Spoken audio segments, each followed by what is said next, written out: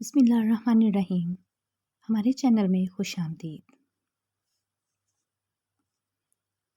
سائمہ ایک ایسی لڑکی تھی جو ہر کسی کا مذاق بناتی تھی، ہر کسی کو تنگ کرتی تھی۔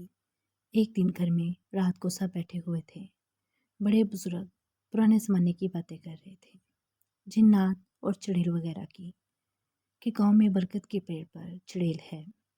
رات کو اس راستے سے کوئی نہیں جاتا کہ ایک دن چاچا بشیر کھیتوں کو پانی لگا کر اس راستے سے جا رہا تھا تو اسے ایسے محسوس ہوا جیسے درخت کے اوپر کوئی ہے۔ جب چاچا بشیر نے درخت کے اوپر دیکھا تو لال کپڑوں میں کوئی عورت اوپر بیٹھی ہوئی تھی جو اسے غور سے دیکھ رہی تھی اور اپنی طرف اشارے سے بلا رہی تھی۔ چاچا بشیر اسے دیکھ کر ڈر گیا۔ اس عورت کی آنکھیں بالکل لال تھیں، جیسے کوئی آگ کا انگارہ ہو۔ چاچا بشیر ڈر کے مارے وہاں سے بھاگ رہا تھا تو پیچھے سے اس عورت نے آواز دی، بشیر اس راستے سے دوبارہ مت آنا۔ تو اس دن سے کوئی گاؤں والا اس راستے سے نہیں جاتا۔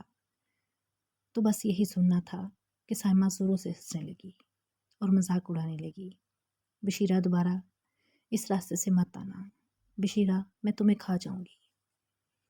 اس پر داتی نے اسے سمجھایا، بیٹا ہر بات کو مذاق میں نہیں لیتے، پر وہ کہاں کسی کی سننے والی تھی، ہنستے ہنستے اپنے کمرے میں چلی گئی۔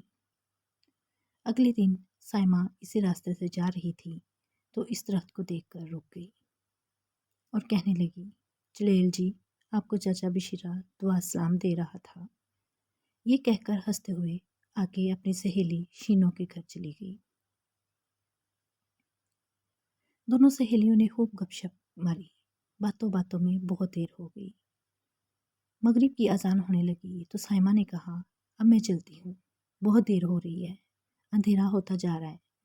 تو شینوں نے اسے اجازت دی، گھیڑ تک چھوڑنے آئی اور اسے یاد کرایا کہ اس برکت کے پیڑ والے راستے سے مت جانا، کیونکہ اس راستے کی کہانی گاؤں میں ہر بندے کو پتہ تھی۔ اس پر سائمہ ہنسنے لگی، میں تو اسی راستے سے جاؤں گی، اور وہاں سے چل پڑی۔ جب برکت کے پیڑ والے راستے پر پہنچی تو اسے محسوس ہوا میرے پیچھے کوئی آ رہا ہے، تو پیچھے مڑ کر دیکھا تو وہاں کوئی بھی نہیں تھا۔ رات کا اندھیرا ہو گیا تھا۔ گاؤں میں دور دور تک کتوں کے بھونکنے کی آواز آ رہی تھی۔ اب اسے ایسے لگ رہا تھا جیسے کوئی پائل پہن کر اس کے پیچھے چل رہا ہو۔ اب اسے ڈر لگنے لگ رہا تھا، اور گاؤں میں جو کہانیاں گھوم رہی تھیں وہ سب اسے یاد آنے لگی۔ ڈر کے مارے پسینے چھوٹنے لگے۔ جیسے ہی برکت کے پیڑ کے نزدیک پہنچی تو اس کے پاؤں بھاری ہونے لگے۔ اس سے پتہ نہیں چلا جا رہا تھا جیسے کسی نے اس کے پاؤں پکڑ لیے ہوں۔ سائمہ زور زور سے چیخنے لگی، رونے لگی، مجھے بچاؤ، مجھے چھوڑ دو۔ اس کی آواز سن کر کسی کے ہنسنے کی آواز آنے لگی، جسے سن کر سائمہ بہت ڈر گئی۔ وہ بہت خوفناک آواز تھی۔ جب سائمہ نے درخت کے اوپر دیکھا تو لال کپڑوں میں ایک عورت اسے دیکھ کر مسکرا رہی تھی۔ اس کے منہ سے خون نکل رہا تھا، لال لال آنکھیں تھیں۔ اسے دیکھ کر سائمہ نے زور سے چیخ ماری، ڈر کے مارے زور زور سے رونے لگی، مجھے چھوڑ دو، کون ہو تم؟ تو مجھے کیوں پکڑا ہے؟ تو آواز آئی، ہاں چھوڑ دوں گی یہ تمہارا سارا خون پینے کے بعد، اور ہنسنے لگی۔ یہ سن کر سائمہ کا جسم ڈر کے مارے کانپنے لگا اور رونے لگی، مجھے چھوڑ دو، میں نے تمہارا کیا بگاڑا ہے؟ یہ سن کر چڑیل غصے میں بولی، تم اس راستے سے کیوں آئی؟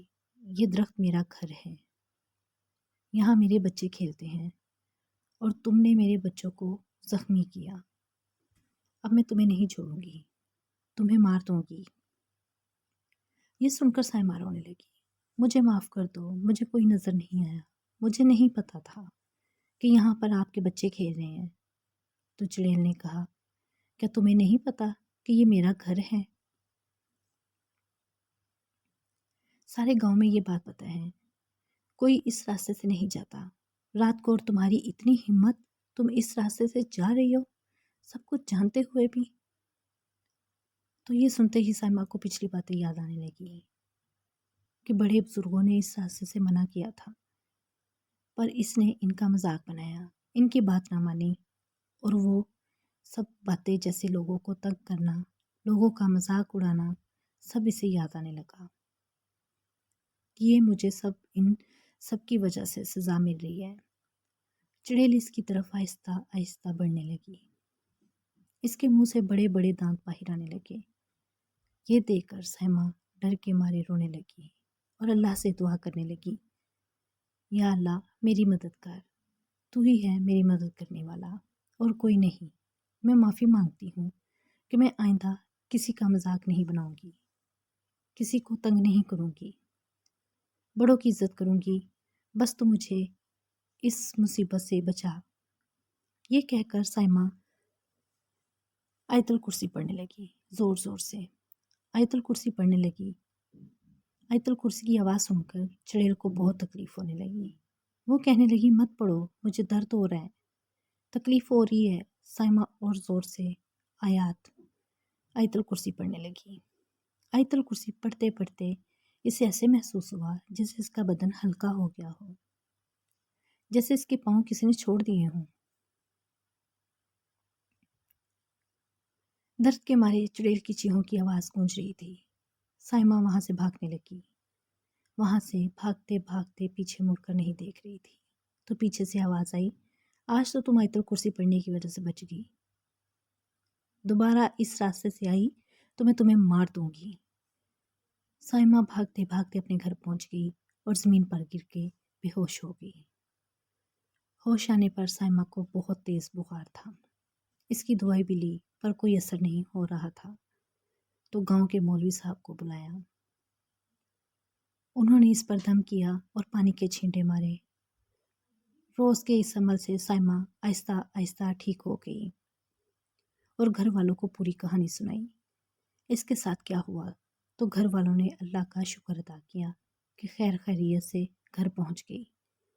تب سے وہ آج تک اس راستے سے نہیں گئی دوبارہ اور بڑوں کی عزت کرنے لگی، کسی کا مذاق بھی نہیں بناتی اور اپنا خوشی خوشی سب کے ساتھ رہنے لگی۔